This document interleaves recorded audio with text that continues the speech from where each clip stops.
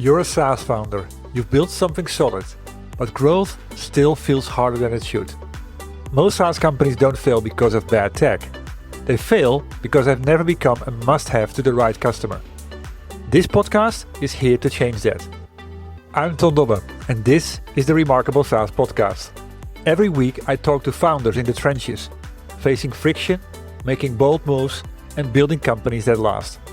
We dig into real choices around focus, positioning, customer pool, team alignment, the things that separate forgettable software from the ones that people can't live without. No hype, no hacks. Just honest conversations to help you build something that people would miss if it was gone. If your SaaS should be indispensable but isn't yet, this is your podcast. Let's get into it. The guest on my podcast this week is Joseph Lee, CEO of Supademo. You need to build the right levers into your business where you're riding the momentum of the market or momentum of the product, or not doing as much like hand-to-hand combat. This is Joseph. We dig into why he chose the gritty path his bigger competitors refused to walk, and what that earned him in 3 years. You'll hear why he believes 99% of startups' momentum comes from somewhere founders rarely look, and why measuring more was making his team slower, not smarter. He built another company before this one.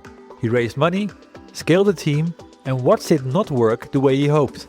Supademo is what he built with those scars. The conversation reveals what he refused to do, and what that refusal earned him. Well, hi Joseph. Thank you for making the time available today and being the guest on my podcast. Thanks for having me, Ton. Super excited.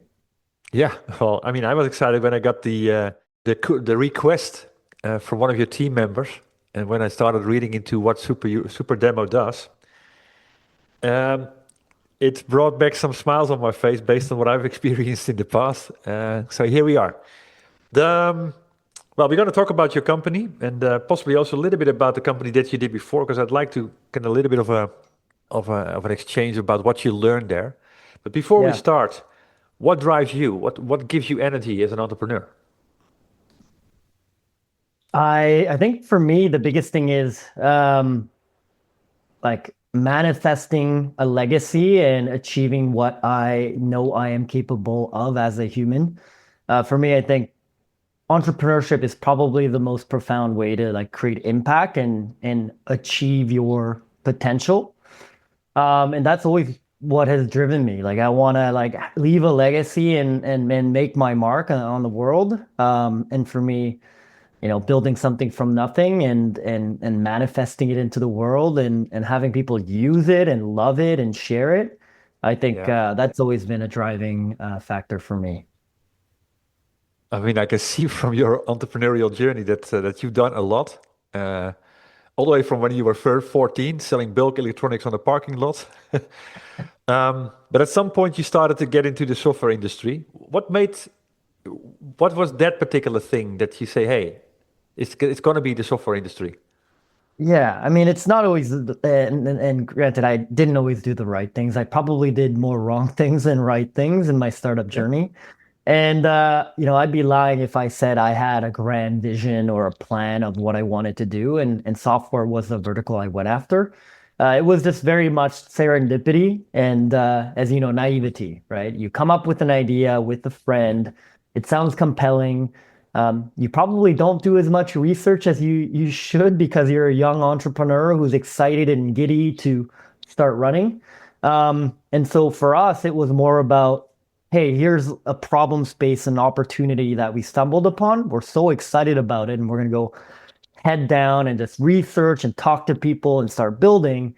And then, as you know, one thing led to another, and we went from being students to dropping out to starting a business, raising money. And then suddenly you have people with mortgages, right? And you're like, oh, crap, I got to go full time on this.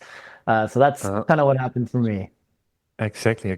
Well, let's first get into Supademo, because you started that early 2023, and you already mentioned the word, the problem space. What was a problem that you saw that was screaming for something that wasn't there, and you just said, I'm going to do it? Yeah, well, for me, it was more of scratching my own itch. Having built another company for 6 years, we went through a series of pivots, and the industry that we were working in, we were selling to very like tech nascent, late adopters of tech, people in distribution plants and warehouses that didn't understand technology inside and out, well, like a lot of technology entrepreneurs do. And I've Mhm. always had trouble trying to demonstrate like the value of my product, why it mattered, and getting people to actually adopt it once we sold them the product. And yeah, like I struggled with getting people scheduled on one-on-one calls. People didn't want to sit through a 30-minute session. I tried video recording, but I hated my own voice and I was screwing up multiple times and it was constantly out of date. So it was one of those moments where I knew there had to be a better way. And as an entrepreneur, you usually keep different like problems you run into in the back pocket or on a notepad as something you're going to look at next. And Supademo was one of probably like 5 to 6 ideas that I looked at after I transitioned. And yeah, one thing led to another, and here we are today, 3 years later. Exactly. Yeah. And then 3 years later, company grew towards 3, 4 million in revenue. Couple of thousand Yes. customers, 2,000 customers, if I'm correct. Yeah, you're on the ball. So we last time I checked, I think we were at about 2,500 paying logos, so corporations or Wow. organizations. Free users were at about 200,000 operators, Yeah, founders, exactly. marketers. Yeah. And with a pretty lean team, 15 people, as I understood. Yeah, and we just grew too. I think we were at closer to like 11 or 12 until like March of this year. So Yeah, we're yeah, just yeah, starting to kind of stack talent and efficiency and building the company the right way. It's always yeah. been a pretty important thing for us. Well, that intrigued me because I mean, there's something going on there that's about growth and not growth at all costs. Bootstrap is something that I read that is in your mindset. So let's dig into that. Yeah. Thanks for sharing the starting story of Supademo. Um, 2023, you start a new company. You decide to stop the other one. Um, what has been an early decision that, if you look back right now, has been, yeah, fundamental for where you are today? Yeah, I think two things that actually interweave together, I think that helped us build some early stage momentum was number one, like building in public. I think a lot of Uh-huh. people want uh, to buy from people and hear the story, which is one of the reasons why I'm, doing podcasts like this with you, Tom. But people want to buy from other people, and if you add value first while building in public, sharing the harsh lessons, the playbooks, the tactics, that things that helped you grow and the things that actually hindered you from growing and failures that you lived through. People appreciate that, and you end up building a like an implicit level of trust that Yeah. helps your company. So we did that from like the very, very, very beginning of the company. And then on the other side, it was more so um, how do we leverage our competitive edge, which is just speed and velocity? At that time, not everyone had AI, so we could move faster than the incumbents. So it was all about how do we do the work, the manual work, the gritty work that the bigger companies won't do, and just make it easier for people to say yes to trying out our service, whether it's creating the demos for them, manually onboarding them, answering every single support ticket for them as a founder, just doing anything and everything we could to maximize, the probability of them saying, okay, yeah, I'll try it out. Let me make a small interruption here. Joseph just made a remark that sets his approach apart from how most SaaS founders think about competing with better funded rivals. He chose to do the work his bigger competitors wouldn't, and he kept doing it long after most founders would have stopped. He realized that doing the work others won't is what compounds, and that what looks slow at the start outpaces capital in the long run. This is what remarkable software companies do. They aim to be different, not just better. Then they turn customers into fans, and they master the art of creating momentum. Want to master these traits as well? Simply read my book. I've made the electronic version available for free. Just visit theremarkableeffect.com to to grab your copy, and inspiration will spark within 10 minutes. Back to the interview.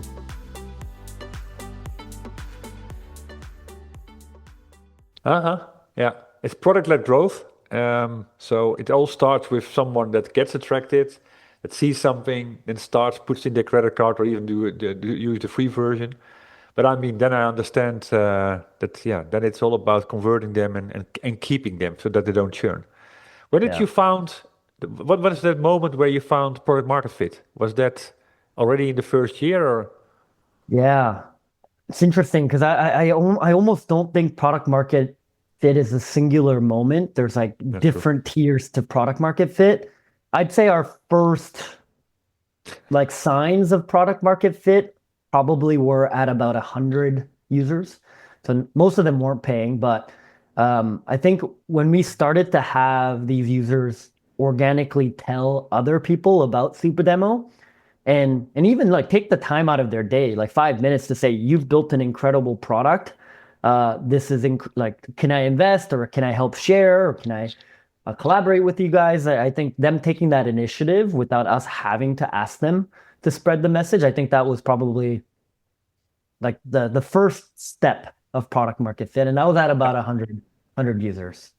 Yeah, exactly. Well, that must have been really fast then, because from my notes, it says, okay, from 0 to 2,000 users in 5 months in 2023, and then May 2023 to January 2024, 10x the revenue, which of course is on a small basis, but also hundreds of Yeah. paying companies.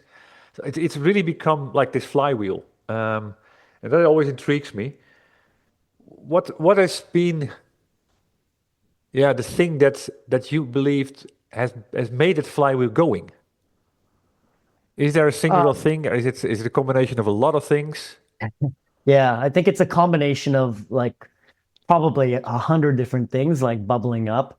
I think the Mhm. base needs to be there. You need to have an exceptional product, have an exceptional experience, both human and product led. And you need to build the right levers into your business where you're riding the momentum of the market or momentum of the product, or not doing as much like hand-to-hand combat. You shouldn't be fighting to win every single user. So for us, that was things like, latching onto SEO on the top, middle, and bottom of funnel. We had different playbooks and strategies around that. Yeah, It was doing things like free tools when that was much more popular than it is now, to try to like add value and get free users that convert into the main product. And it was just making sure the viral loop of like folks creating the demo, sharing the demo, and then the other person knowing that it's a stupid demo and making it easy for them to also sign up themselves. I yeah, think those three things are probably the things that drove the most yeah. momentum. Typically product-led growth scenarios. Um, in that whole journey, what has been a decision where you still look back on and say, "Hey, that was a tough one, but it had to be taken." I think most of the tough, like frankly speaking, I think we've been very lucky in our journey so far. In I think the business trajectory being fairly smooth and customers supporting us along the way. I'd say if I had to nail down, specifics of like what we didn't do as well, it's probably hiring. Sometimes I think even though I had learned that lesson so many times, I think sometimes it's easy to put too much merit into the facade of a potential employee. So you interview them and you put too much creds into their university or their past job, even when your gut is actually telling you, no, this is not the right person for our culture or for our business. And we've made a few mistakes in building Supademo where we brought on the wrong hire. They kind of decimate the culture because every new person has a pretty inordinate amount of impact on culture in the Yeah. early days. So yeah, that kind of helped, probably slowed us down and torpedoed our company culture a few times before we were able Well, to yeah, recover. yeah. I mean, I completely hear you. I mean, actually, I had someone on my podcast that is in the culture building space, and he Okay, literally said that, every person you cannot say I have a culture, because every person you hire changes it. And if exactly. you're if you're still in your 10 to 15 people space, I mean, that means a lot of percentage. It's Yeah, yeah. no, exactly. Yeah. Um, Yeah, I mean, talking about building in public, is that possibly sort of the trick to don't make that many mistakes because you reflect more on it? Because I mean, a lot of companies, I see a lot of people do it, but it's Mm. also I also know a lot of people that say, "I'd never do this because it is too scary for me." I think the scary factor I think is definitely there. I don't think anyone really is confident enough to just start sharing every day without thinking twice. Like I definitely was a little worried because I think we all think the only people that can share like their narrative and their story and their lessons are people like you, Ton, who have a book, or people like Elon, or people like Sam Altman that are just at the creme de la creme. But I think what we don't realize is like pretty much everyone has something valuable to say just for different audiences. So I think once True. I kind of got over that hump and just started sharing and building consistency, I was able to build a better cadence for what people cared about and what actually was valuable. Um, the reflection itself, I would say it's not something I've thought about too much in terms of it helping me or impeding me. But I think generally speaking, just oversharing, whether it's with investors or with employees or with your co-founder, and just like being overly communicative, for us as a remote first company, it helps us grow a lot faster, and that applies to building in public with the audience as well. Exactly. Yeah, because it starts indeed with sharing with your employees. Everybody knows everything, and then it's like, Yeah. okay, now we're going to share with the public. But I completely agree. I mean, if you asked me 5 years ago, would you write a book or can you write a book? I would have said no. So never. But still, I did. Today, I write a daily email every single day. That was also impossible. Well, it is possible, Yeah. and the benefit is actually not possibly not even that much, or well, it's a lot for the people that subscribe to it, of course, because it's valuable stuff.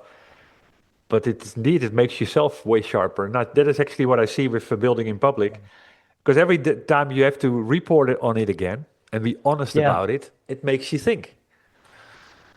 Yeah. And otherwise, it's just end of the month, possibly end of the quarter, when the numbers Yeah. hit. So Exactly. yeah, And it's it's almost like I almost feel like just starting the thing is the hardest part, right? Whether it's the book, whether it's the newsletter, whether it's build in public, you'll tweak and iterate and get better at it over time. You don't have to like chase perfection, but I think sometimes as founders and as operators, we're chasing like that quality bar or that perfection level that we're not going to hit in the first 5 episodes or first 2 books. And that just stops you from starting, but you got to start, right? To get better. it's the same as building a company. Yeah. But by doing, you get better, and that's where the art hits at the end. Yeah. Let me see. This is not a space where you are alone, because I mean, I already had someone on my podcast that was in this space. I know my one Yeah. of my well, a couple of my customers are using different platforms. Hmm. Um, how do you go about differentiating in that market? But also, because I know you got a bootstrap mindset, and you've certainly, I mean, you have raised, but you've raised way less than the others. How do you ensure that you keep standing out and outperform these guys that are better funded? Yeah, I think a lot of that also depends on like the type of company that you're looking to build, whether you're bootstrapped or whether you're venture funded. Because there's always this notion that, hey, if somebody's done something, don't like you can't go in, right? The wheel has already been invented. Yeah, But I think depending on market dynamics, there's obviously like winner takes all markets. There's oligopolies where you can only have one Lyft and one Uber, and then you have more so no winner takes all dynamics as well, like the POS market, for example. So I think for us, the market for like creating product demonstrations and communicating how workflows work and getting people to value, it's a massive market. Any knowledge worker could benefit from this. So yeah, that was one. And I think we saw gaps in the market on how, I guess, smaller customers were being served initially. Uh, and that's kind of the wedge we started with. How do we actually unlock the ability to create better product demos, easier ways of communicating workflow, and taking what had already kind of been done for the enterprise segment for people paying hundreds of thousands of dollars, and now unlock that in a really, really simple, delightful, easy to use product. And I think that's been kind of our bread and butter in helping us grow to pretty much, I would say, like the biggest, if not top three biggest, like user counts within our industry. Even though we are probably the youngest company in our space as well. Yeah.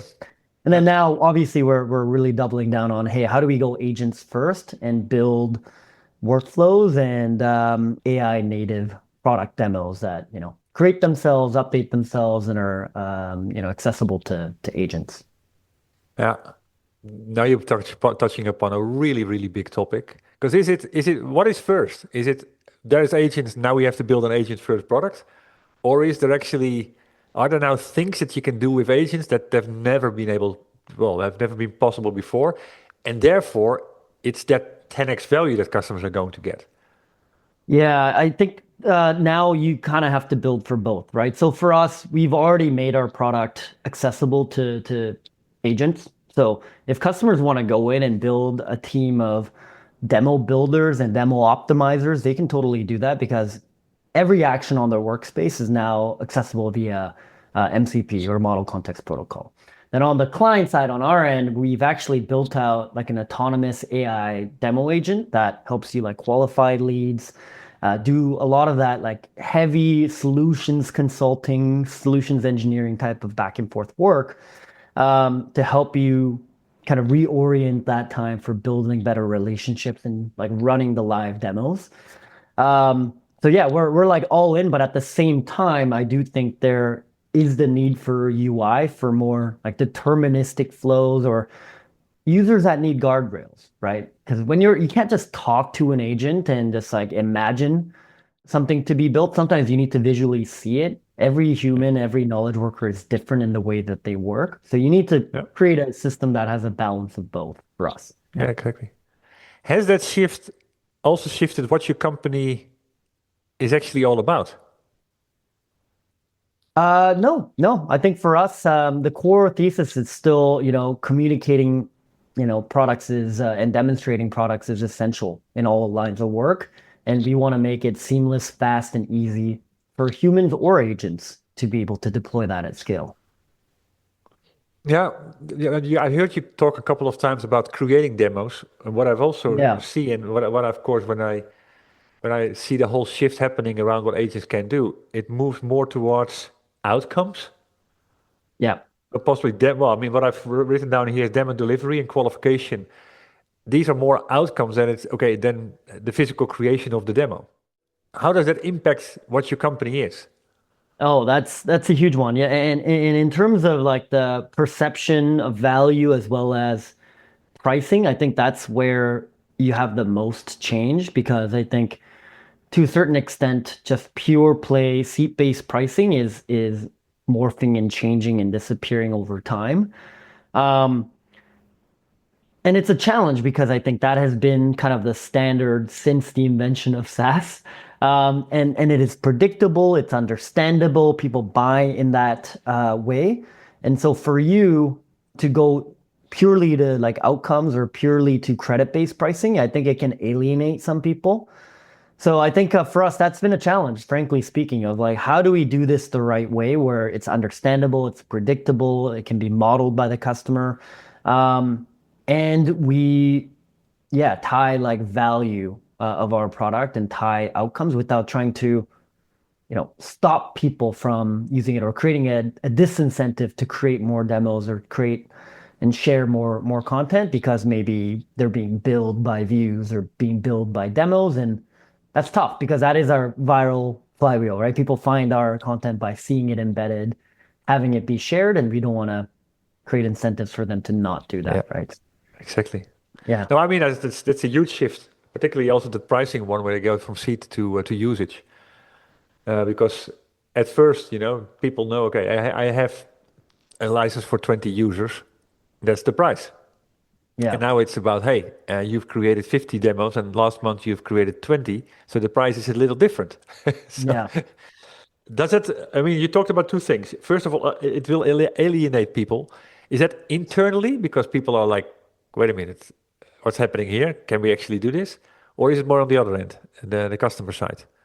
I think on more on the customer side, a lot of the times there's no predictability, right? I think finance teams, if you're deploying demos across 200, 300, 500 seats in the organization, getting every SE or BDR to use it, you don't want to have your costs be spiking to 1,000 one month and 500 the other month and 2,000 the other month. There's no predictability of spend. There's ways to mitigate that, and I think create systems around that. But yeah, that I think that behavioral shift, which is happening right now, it's not an easy one that just like comes overnight. And also for a business, that takes like a complete fundamental revamp of like their entire model and everything they've built, which I think people need to be willing to take on with the market shifting and things progressing at the rate it is. But yeah, it's a big decision. And you Yeah. could be making the decision today, but as you know, Tom, we were talking about it, the market could also shift. Things are moving so quickly that like what you're transitioning to now could actually be obsolete in 6 months. So you want to plan ahead and make sure what is something that actually could stand the test of time. Yeah, exactly. No, I mean it's two ways. For customers it can be fluctuating, but on the other end, of course, that luxury of knowing what your MRR would be is also Yeah. not reliable anymore. Yeah. And like you say, if you make the price, if you do too much to the user's price, people will also think, okay, now I have to use the product less. Where by using it more is actually it could actually be very very beneficial. So I think it really changes how the value proposition is delivered. Yeah. That story. Have you seen Yeah. examples of that? A little bit, a little bit. Yeah, I think people are definitely gearing up more towards like outcomes-based pricing for us. I think the product is like simple enough and affordable enough for most people to get like outsized ROI to like an extreme degree. And I think in many cases, like people moving to outcomes-based pricing will pay more. But I think one of the flaws or the hurdles with outcomes-based pricing that we've struggled with as someone exploring that as well is how do you prove the outcome, right? You say it's a Exactly. qualified conversation or if it's a ticket close, how do you know that it was done the right way and it actually helped the customer achieve what they wanted to, unless you are hooked into their business and their CRM and their outcomes and you can like extrapolate or back calculate, it still is an approximation of value. Obviously better than seat-based pricing or better than credit-based pricing. But that's something that I've struggled with is like, how do if we're rolling out our agent, for example, how do you determine what is a qualified conversation that works in a way that applies to all these different types of companies that have different value metrics or different thresholds? Yeah. It's not an easy one to set up. Well, I mean, first of all, if you is your own definition, but then even marketing and sales teams don't agree within the company. So, Yeah, and yeah, no, then you got 2,000 plus customers. yeah. Yeah, it's going to be evolving over time, of course. So interesting to see how this pans out. But that whole notion of outcomes, now that suddenly you have to deliver something that is actually where the customer says, yeah, it's true. It's almost like a guarantee or it's something that's completed and they are satisfied with it. Has that made your company a better company?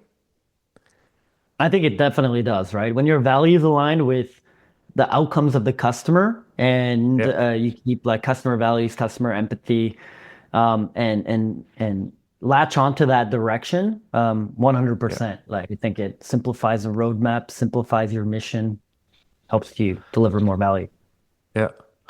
And now I want to kind of you just triggered something else because I mean from my research and how you got to the 2,000 or 2,500 paying customers, what I realized at some point in time is a sort of a shift towards okay, a certain number of customers that you sort of want to detract from, but you're now moving towards a little bit the larger type companies. Have Yeah. you seen a shift in your ideal customer profile, ICP as they call it, over the last Yeah. 2, 3 years?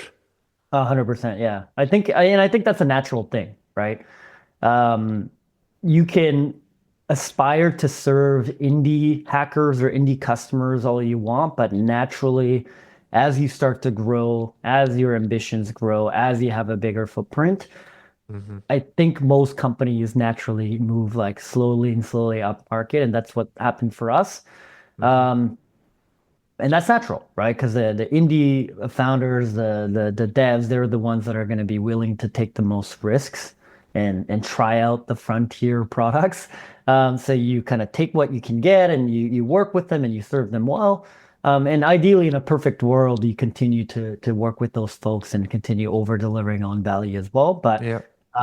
enterprises are not going to sniff you, right? Unless you've been in the market long enough, or if you have built up enough like brand affinity or I guess brand eminence. You're like, plastered across enough channels for them to like notice you. Yeah. Um, and that's also a kind of a telling way to build defensibility as well, right? Now that everyone's saying, hey, Lovable or these companies can like build what you're doing.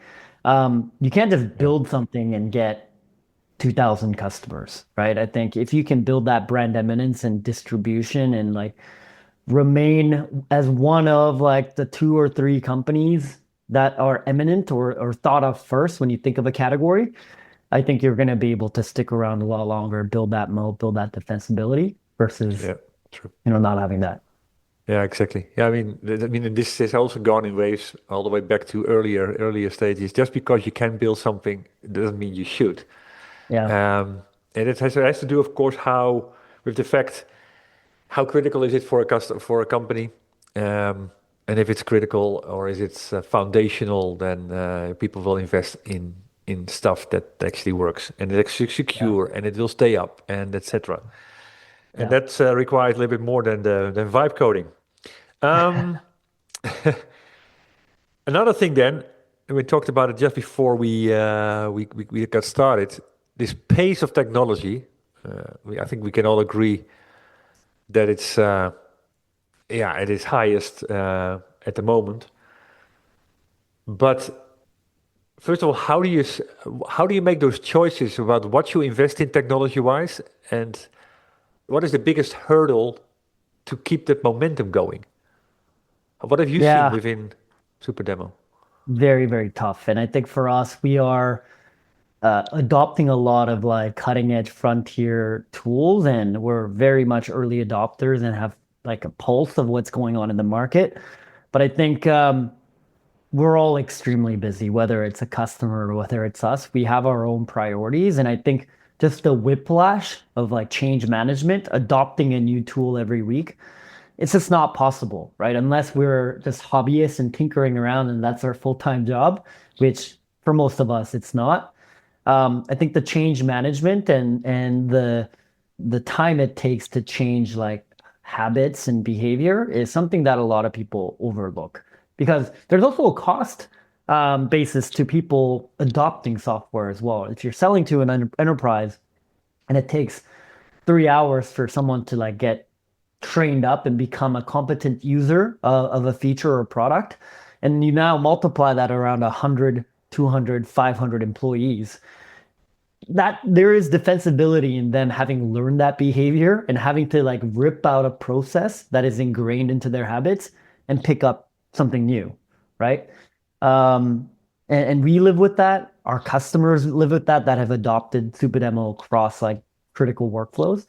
And so for us, yeah, we try not to like pick up tools just for the sake of picking things up. We try to experiment when we do have free time. And if it's like a marketed enough improvement where it's like 10x what we're doing, I think it makes sense. But some of those incremental bumps, it's just it's not worth the squeeze because No. the cost of us like changing behavior is not bigger than the delta, right, of Yeah. the value from that tool. Yeah, it's always, of course, that the people become the bottleneck again. Um, it's going to be Yeah. interesting when the AI when the agent starts to pick their own tools Yeah. because because they can. Um, Yeah. yeah, we'll see how that pans out, and I completely agree with you. It's undoable, and not only for your own organization, but also what's the implication for customers, because they are going to see the impact of that, of course, as well. Yeah. Um, Question about scaling, because you're in this scale mode right now, 3-4 million revenue with a relatively lean team. What what has been an obstacle that you had to overcome in the scaling process that you, if you look back in hindsight, have you been most proud of? Um, I'd say the biggest one that I'm still trying to work through and become better at is like removing myself as a bottleneck for like decision making and outcomes and output. I think when you first start off, you as a founder is wearing like every hat and you're responsible for essentially being like the sieve or the filter for every single thing that happens. It goes through you, you verify, you check, you improve, you ship. And that starts to fall apart when you have like 10, 12, 13, 14, 15 people and you have different departments and you're trying to move quickly. And Yeah, I think for a time, I made the mistake of trying to latch on and like still own that. And I think what happened was it was preventing us from like moving and shipping at the pace that we wanted. And at yeah, times it also probably demoralized a lot of our staff because I was like questioning things or I would shut things down or I would say something didn't like meet our bar of quality. So I think figuring out a way to like step back and let people own things and giving them like trust first and autonomy first to just like run with it. I think that's been a good unlock in terms of us moving quickly. It's something I still struggle with, I think, as a founder, where I'm like, sometimes I'm like overstepping and looking at too many things or reviewing too many things. And at times I should just like let them, hey, go run with it. I trust you. I'll give you feedback on it if you want. But yeah, leading with trust first. it's that has been a change that I've heard from so many founders when they got over that hurdle, things just started to take a different shape.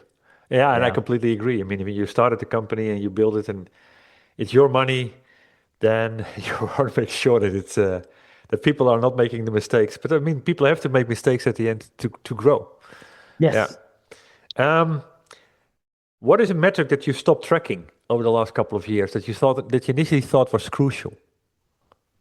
That's interesting. A metric that we stopped tracking. Well, instead of being like specific about a singular metric, I'll actually give you more of like the bird's eye view. We stopped tracking probably like 20 different stats and metric because I think sometimes when you're measuring too much, you run into like over analysis or analysis paralysis. Um, the way we think about it is we don't measure unless that data gives us like actionable intent or things to act upon. So for example, even things like number of demos overall that have been created or like number of signups, for example, like some of these vanity metrics we care less about. And we try to just like flush down to just a few core things that are like leading metrics that we can just put all of our like eggs into and all of our focus into. So things like activation rate, right? That is like a precursor to figuring out how many users are actually gonna like not just sign up, but find value in our platform and eventually become subscribers. I think those are the type of metrics that we've tried to hone in on and try to align our team on. I think once you get past like three like stats or metrics for a team, I think it just gets to be a little bit overwhelming and people don't Exactly. understand like why we're measuring things and why we're tracking things. Exactly. Yeah, like you say, it's vanity metrics versus the one that really matter. So yeah, he almost went to the completely different side, nothing, measuring nothing unless it's really yeah in your face. Um, One question on, well, yeah, we talked in the beginning a little bit about the company that you had first, which is the company called Freshline. Yes. That company also grew quite a bit towards 3-4 million. Yeah. Um, that you stopped it, and you explained a couple of things about like what was hard then that was actually the start of the new company. But what did you take? What is a big lesson that you took from that company that you are copying right now or actually avoiding right now? Yeah. I mean, that company is still around. It's 10 years into business. It's, profitable. It's steady. It's definitely not the venture track opportunity that we were hoping for it to become. Um, I'd say the biggest lesson is being way more thoughtful about the problem space, the market opportunity before diving in. I like to say 99% of the time, a lot of the opportunities, the luck, the momentum a startup is able to gain is actually from structural like market dynamics. If you're in an emerging, fast growing, trendy market that has a like huge appetite for growth and is emerging, you're just going to be able to ride the wave and build much faster and build for more like specific problems than in a market that is structurally challenging. And I Yeah. think we were in a structurally challenging market where there wasn't a real like answer to like the why now question of why Freshline existed. Supademo, I think we have a much clearer answer for that, but back then we didn't have as much of a clear answer for that. But it's funny. It's like now there is much more of a clear answer for the the why now for a company like Freshline with AI and all this tooling, creating efficiencies that were not possible even with like a SaaS product in food distribution. Funny, yeah. Yeah. Funny how that evolves. And when Yeah. certain, I mean, actually, the second time I hear this today that we were too early in the market. Yeah. On the other hand, I mean, I have seen tools to create demos 20 years ago. But of course, yeah, completely different from where they are today and what is possible today. Last Yeah. question then. Out of all the things that you've learned, that you take with you as an entrepreneur, what would be a do and what would be a don't that you'd like to share with others who are aspiring for what you're doing? I'd say in terms of do, like just take that first step, like optimize for learning, like get stuff out there, build momentum, have a bias for action and speed. I think that's the fastest way you start iterating, optimizing, building the right things. Like don't Yeah. chase perfection and just go and do it. Don't do, I would say, um, optimize for like vanity metrics or vanity press or vanity perception. I think a lot of people try to build their business so that they're perceived the right way by investors or by like the people around them. Or they chase things like publications and press without a real clear directive of like what they want to do with that momentum or press anyways. So I think like going back down to the root of why you're building and what's most important and focusing on those things first again rather than some of those vanity outcomes. Thank you very much. Thanks for sharing this. Yeah. Yeah. Good luck on the next, slot of the journey. Really interesting what you're doing. Impressed with the momentum that you are creating, which is one of the traits in my book. And I mean, I think we picked up on a couple of topics that actually are leading towards that why momentum can be created and how you do that. So thanks for sharing that today. Beautiful. No, thanks for having me. Yeah, that was a lot of fun, Con. It was indeed. Thank you very much. And this wraps up my conversation with Joseph Lee, CEO of Supademo. If you got value from this episode, please share it with other SaaS founders who need to hear this as well. And if you got 10 seconds, a quick rating or review on Apple Podcasts will help more people to find these conversations. Thank you for listening to the Remarkable SaaS podcast. If you want more insights like this, subscribe to my daily email, Espresso with Ton. It's a 2-minute shot of clarity for SaaS founders who want to create pull, not push. You can sign up, along with getting my book, at valueinspiration.com. See you in the next episode.